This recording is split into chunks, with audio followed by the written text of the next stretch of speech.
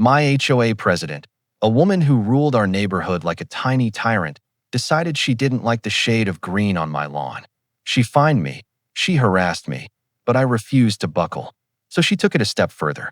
She found a way to illegally cut off my family's water supply, leaving us high and dry to teach me a lesson. What she didn't know is that my boring office job was as the director of the entire city water grid. She didn't just turn off a tap. She declared war on the man who controls every drop of water in this city. Stick around to see how I legally and permanently turned her entire street into a barren wasteland. There's a dream that many of us have. It's a simple dream, really. A quiet house in a nice neighborhood. A place where you can hear the birds in the morning and the crickets at night. A small patch of land to call your own, to cultivate and care for. After 30 years working a high-stress job in municipal infrastructure management, that's all I wanted. My name is Mark, and I was finally ready to retire and live that dream.my job. To put it vaguely for those who don't understand, it was to make sure that when you turn on a tap, water comes out. That when a storm hits, the lights stay on. It was a world of pressure gauges, flow rates, schematics, and emergency protocols. A world of immense responsibility that I was happy to leave behind.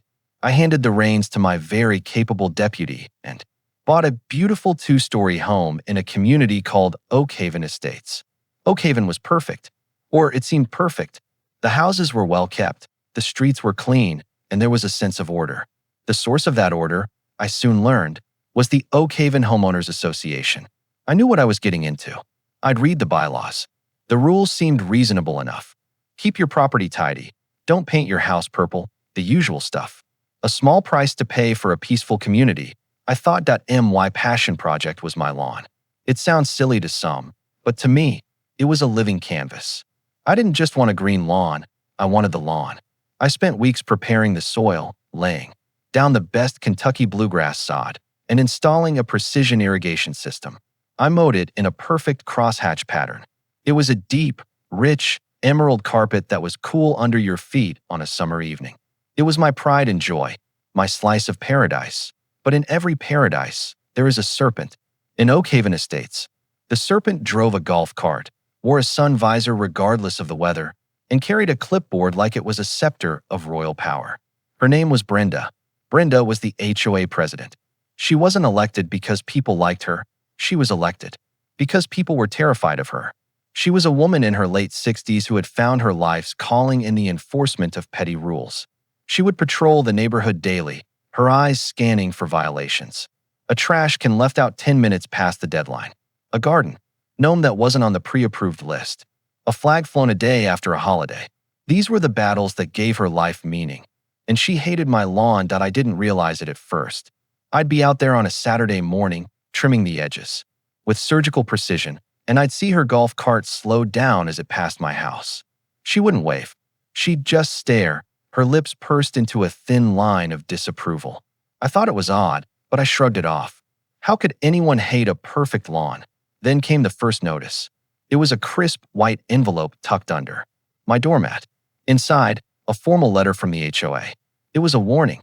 Violation, Section 4, Paragraph B, Non-conforming landscape aesthetics. I was baffled. I grabbed the thick binder of HOA bylaws I was given at closing. I flipped to the section.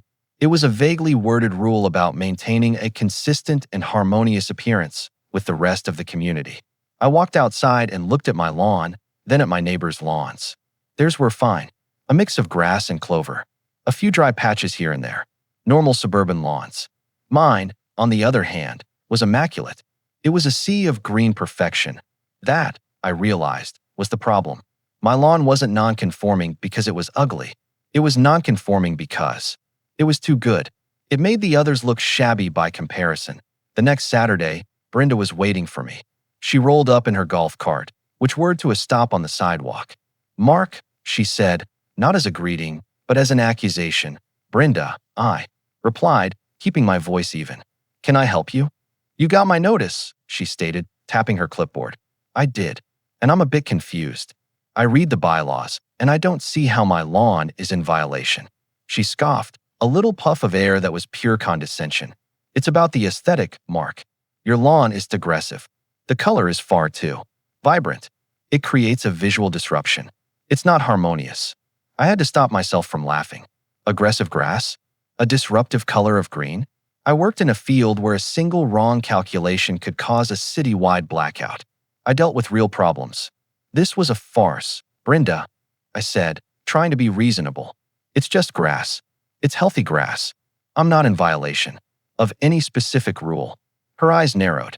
You're new here, Mark. You don't understand how we do things. This is your official verbal warning. Fix it. Fix what? I asked, genuinely confused. What do you want me to do? Pour bleach on it. Don't be difficult, she snapped. Just make it blend in.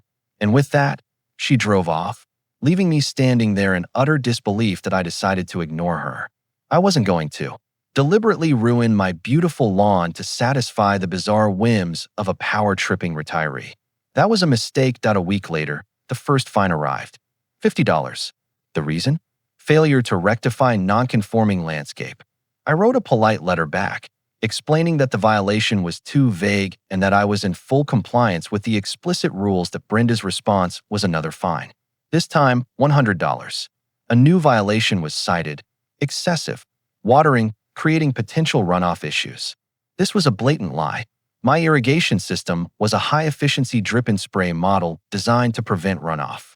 In my old job, I had personally overseen the approval of these systems for citywide water conservation rebates. I knew for a fact it was one of the most efficient systems on the market. It was clear what was happening. Brenda couldn't stand that I had something perfect.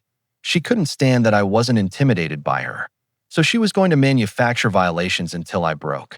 Over the next 2 months, it became a ridiculous war of attrition. I received fines for my grass being a 1/4 inch too tall before my scheduled mowing day. I received a fine for unauthorized fertilization, which wasn't even mentioned in the bylaws. I received a fine for the audible nuisance of my sprinklers, which were whisper quiet. I paid the first few fines just to keep the peace. But it was like feeding a stray cat. It only encouraged her to keep coming back for more. My neighbors were sympathetic but useless. They'd whisper to me over the fence, "That's just Brenda. We all deal with it." They were too scared to stand up to her. The final straw came when I received a certified letter from the HOA's lawyer, threatening to place a lien on my property if the outstanding, and frankly fraudulent, fines weren't paid within 30 days. This was no longer just a neighborhood squabble. This was a direct attack on my home and my finances. I decided to attend the next HOA monthly meeting to plead my case. I prepared a small presentation, complete with photos of my lawn, the text of the bylaws, and even the manufacturer's specifications for my irrigation system to disprove her claims. I was calm, professional, and logical. It didn't matter. Brenda, sitting at the head of the table in the community clubhouse, listened with a smug smirk. When I was done, she didn't even address my points. "Mr. Jensen," she said, using my last name to sound official and cold, "the board has reviewed your case, and we find your attitude to be consistently uncooperative. The violations stand. If you have an issue with the board's decisions, you can take it up with our lawyers." She banged a tiny gavel on the table. Next item on the agenda. I was stunned. The other 2 board members, a pair of meek-looking men who were clearly under Brenda's thumb, wouldn't even make eye contact with me. I was publicly shut down and humiliated. As I walked out, I heard Brenda say to one of her cronies, loud, "Enough for me to hear. Some people just need to be taught a hard lesson in respecting the rules." That night, I was furious. I had tried to be reasonable. I had tried to be a good neighbor. I had followed the actual rules. All I wanted was to be left alone to enjoy my retirement and my lawn. But Brenda had made it personal. She had declared war. She had no idea who she was dealing with. The next morning, I woke up to a strange silence. It was the silence of my sprinklers not turning on for their 6 a.m. cycle. I thought maybe a fuse had blown. I went to the kitchen to make coffee. I turned the tap. Nothing. Not a drip. A hollow gurgle echoed in the pipes, and my heart began to beat a little faster. I checked the bathroom sink. Nothing. The shower. Nothing. My house had no water. I walked outside, a cold knot of dread forming in my stomach. I went to the front of my property, near the sidewalk, where the city water main connects to the house. The little utility cover was ajar, and on the valve itself was a big, laminated, bright red tag. It read, "Emergency, shut OFF." Unauthorized water usage in violation of Oakhaven HOA directives. Service suspended indefinitely pending a compliance review. It was signed in big, loopy letters. Brenda, HOA President. I stood there, staring at the tag. The world seemed to slow down. She had done it. She had actually done it. This woman, in her quest for total control over my lawn, had illegally tampered with a municipal water main and cut off a utility to a private residence. This went far beyond petty fines. This was dangerous. This was illegal on multiple levels. Tampering with a public utility is a serious offense. Cutting off a home's water supply creates a health and sanitation crisis. It was an act of such breathtaking arrogance and stupidity that for a moment, I was genuinely impressed. And then, the anger hit me. It wasn't a hot, red anger. It was a cold, sharp, and focused anger. It was the kind of anger I used to feel when a critical system failed and I had to work for 36 hours straight to get a city back online. It was a problem-solving anger. Brenda thought she was teaching me a lesson about rules. She was about to get a PhD-level course in what happens when you break a real one. She thought she had turned off my water. She had no idea that she had just opened the floodgates of a world she couldn't possibly comprehend that I walked back inside. I didn't call a plumber. I didn't call the police. Not yet. I didn't even call the HOA's lawyer. I picked up my phone, went to my contacts, and dialed. A number I knew by heart. The phone rang twice. City Water Grid, this is David. Hey, David. It's Mark, I said calmly to David's voice immediately brightened. Mark. Boss. I mean ex-boss. How's retirement? Are you bored yet? Ready to come back? Retirement is great, David. I said, my voice steady. But I have a little work-related situation over here. I need a favor. Can you pull up the primary water schematics for the Oakhaven Estates development? Specifically, Main Distribution Junction 7B, at the corner of Oak Street and Chestnut Avenue. There was a pause, then the sound of typing. Okay, got it. Junction 7B. It's a standard sequential manifold. Feeds the entire Chestnut Avenue loop. What's up? Low pressure? No, I said, looking out my window at Brenda's perfectly hydrated, though aesthetically inferior, lawn. I need you to schedule an emergency crew for a critical infrastructure bypass. Effective immediately. David was confused. A bypass? Mark, that's a major job. That'll take a 6-man crew and a backhoe. We'd have to notify the whole neighborhood. What's the emergency? Did the main crack? The emergency, I said, my voice turning to ice, is that there has been unauthorized civilian tampering at a residential access point connected to that junction. We have a potential contamination risk due to a compromised valve. For public safety, we need to immediately isolate the entire Chestnut Avenue loop from the primary grid. I was using the official language. David understood immediately. Contamination. Risk? Understood. I'll dispatch a crew. Where are we rerouting them? This was the beautiful part. I had designed this system myself years ago. I knew its every secret. There's a legacy auxiliary line from the old grid, a 4-inch iron pipe. It's still connected. We use it for flushing. It has about 1/10 the pressure, and the water quality is not optimal. Reroute the entire Chestnut Loop to the auxiliary line. My house, however, is on Maple Court. It's fed by a different spur off the main junction. I need you to make sure that spur remains fully connected to the primary, high-pressure grid. You can do that by simply capping the manifold after my connection point. David was quiet for a moment as he processed what I was asking. He was essentially asking me to cut off an entire street, which included the HOA President's house, and leave my own water untouched. But I had given him the perfect, ironclad, legal justification. Public safety, contamination risk, unauthorized, tampering. Those were the magic words. I see, David said, a hint of a smile in his voice. Consider it done, Mark. Crew will be there in 1 hour. The official notice will state that the Chestnut Avenue loop is being moved to emergency. Low-pressure service indefinitely, pending a full system integrity review, which could take several weeks or months. You're a good man, David, I said. Enjoy your lawn, Mark, he replied, and hung up. I made myself a cup of coffee using the bottled water I kept for emergencies and sat by my front window to watch the show. Almost exactly 1 hour later, it began.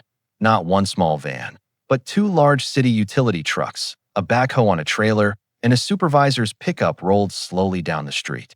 They didn't stop at my house. They went right to the corner of Oak and Chestnut, the location of Junction 7B. Men in hard hats and bright yellow vests got out and started unloading cones and equipment. It took less than 5 minutes for Brenda to appear. She stormed out of her house, her face a mask of fury. This was her domain, and these were unauthorized workers. "What is the meaning of this?" she shrieked at the crew chief, a large man named Sal whom I knew well. "You have not cleared this work with the Oak Haven HOA. I am the president. You can't just dig up our streets." Sal, a man who had seen everything, simply took off his sunglasses and looked at her. He didn't say a word. He just handed her a clipboard with the official work order. I watched through my binoculars. I saw Brenda snatch the paper. I saw her eyes scan the technical jargon, and then I saw them freeze. I saw her read the authorization line at the bottom. The order was authorized by the city water grid director, and right next to the title was the signature and my printed name, Mark Jensen. The color drained from her face. Her jaw went slack. She looked from the paper to the crew, and then her head slowly turned and she stared directly at my house. Our eyes met from 100 yards away. In that moment, she understood. The quiet retiree with the nice lawn. The man she had been harassing for months. She hadn't been poking a squirrel. She had been poking a grizzly bear who designed the forest. She stammered something at Sal, who simply shrugged and pointed to my signature on the page. Defeated, she stumbled back to her house. The show was just beginning. The crew worked efficiently. They dug, they cranked massive valves, and they rerouted pipes. About an hour into the job, my kitchen tap, which I had left open, sputtered for a second and then burst to life with full, glorious pressure. I walked outside to my front lawn. My sprinklers kicked on, casting a beautiful, shimmering arc of water across my perfect, aggressively green grass. At that exact moment, I heard a collective groan from up the street. All along Chestnut Avenue, the sprinklers on those perfectly manicured, harmonious lawns sputtered, coughed out a brownish, sediment-filled trickle, and died. Panic erupted. People came running out of their houses. I saw a man yelling at his hose, which was producing a pathetic dribble. Another was trying to wash his car and was now just smearing dirt around. And then, the focal point of the chaos, Brenda's house. A crowd of angry neighbors was gathering on her lawn, the very lawn she had tried to protect with her reign of terror. They were yelling, pointing at their dry flower beds, and shaking their fists. Brenda was trapped. The city told them it was an emergency, and the work order was authorized by me, the very man she had terrorized. Her neighbors now knew that her personal vendetta against me was the reason their property values were about to plummet as their prize-winning rose bushes withered and their lawns turned to brown straw. Her power, built on fear and intimidation, had evaporated in a single afternoon. The next few weeks were glorious. My lawn flourished. The rest of Chestnut Avenue looked like a scene from a post-apocalyptic movie. The official word from the city was that the integrity review of the old pipes was ongoing, and there was no timeline for restoration. Brenda was forced to resign as HOA President in disgrace. She put her house up for sale a month later. But in a neighborhood with chronic water pressure issues, she had to sell at a massive loss. The last I saw of her, she was packing a moving truck, unable to even look in my direction. The new HOA board is much more reasonable. They rescinded all my fines and even sent me a letter of apology. The first rule they passed was one that explicitly forbade the HOA from ever interfering with the delivery of public utilities. Sometimes, I sit on my porch, sipping a cold glass of lemonade, looking at my perfect green lawn. I think about Brenda and her clipboard. She wanted to teach me a lesson about rules and harmony. And in the end, she did. She taught everyone in Oak Haven a very important lesson. Don't mess with a man's lawn, especially when that man controls the water grid.